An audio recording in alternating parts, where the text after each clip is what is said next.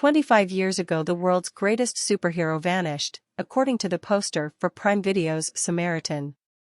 The narration by Sam Javon Walton that opens the film gives us the Cliff's Notes version of how he did. Samaritan had a nemesis, a twin brother named, you guessed it, Nemesis. As kids they were freakishly strong, Sam tells us, and their inability to control their strength terrified the residents of Granite City. So, the residents padlocked their family in their house and set it on fire. The blaze killed their parents, but the mutant twins survived. Samaritan grew up to fight crime in the same city whose denizens burnt his parents to a crisp, but Nemesis' understandable hatred made him a villain. Since his brother was now the enemy, Nemesis poured all his hatred for his brother into a gigantic hammer that became Samaritan's kryptonite and... No, I'm not making this up, and yes, I'm writing this review sober. I haven't even gotten to the part where both brothers kick the bucket when a power plant explosion interrupts their sibling rivalry. All of this information is crammed into the opening credits. I must give props to Walton for the enthusiastic reading of these details from Bragi F. Schutt's screenplay, and to the animators who bring it to life. The bombastic score by Kevin Kiner and Jed Kurzel is just obnoxious and overbearing enough to almost convince you that this overwritten origin story should be taken seriously. We're told both characters perish, taking out the power grid with them, but Sam tells us he believes Samaritan is still alive. Why does Sam believe this?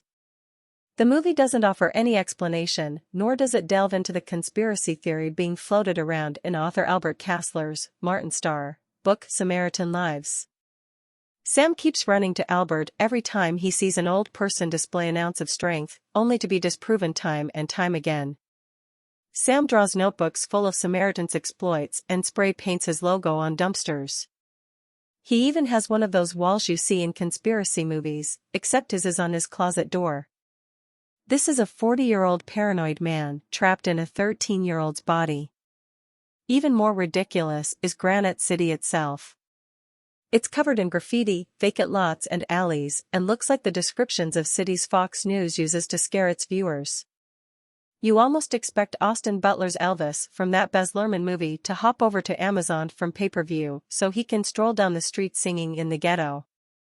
This place is also crime-ridden, with Sam committing petty theft with teenagers who work for the evil Cyrus, Pilouis Bake.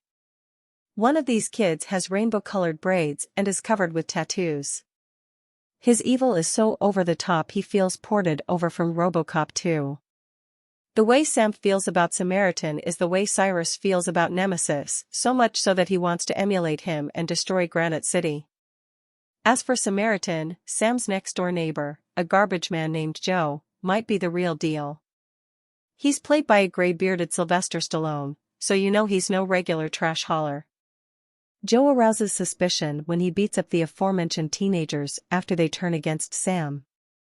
Even further arousals of suspicion occur when Sam breaks into Joe's house and finds a scrapbook filled with newspaper clips about Samaritan.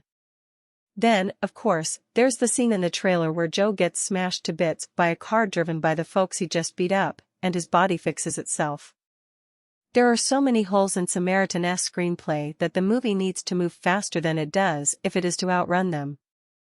Director Julius Avery throws lots of carnage on the screen, but even that becomes so repetitive that the mind wanders back to asking questions. Like, if Samaritan was world-renowned and everyone knew his powers, how come dozens of people keep shooting at him or trying to punch him out? And what is the deal with the power-zapping grenades the bad guys use? Apparently, they cause massive explosions, but in one instance, a character detonates one without throwing it and doesn't blow him up. The movie is so bored with itself that it can't keep its own weapons straight. 27 years ago, Sylvester Stallone played a similar type superhero in Judge Dredd. Now, I didn't think that movie was as bad as many people did. I found some amusement in Stallone's commitment to playing the role in a completely humorless fashion, and in him repeatedly screaming "I am the law."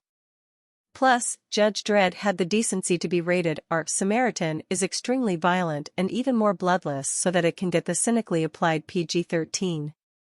People get hit in the head with giant sledgehammers, shot with automatic weapons, and punched by a man whose strength should make them explode. There's also Stallone outrunning a burning, collapsing building, something he did already in the much more enjoyable Expendables 3. Until I'm proven wrong, I'm going to keep writing that the majority of these straight-to-streaming movies are not meant to be watched with any semblance of attention being paid. I'm a damn fool for trying to follow this movie, because there are no characters to care about and no follow-throughs on the world building it attempts. It even has a twist that you should be able to predict during the opening credits, and the film doesn't even do anything useful with that potentially interesting development. Samaritan proves, to paraphrase Tina Turner, that we don't need another superhero.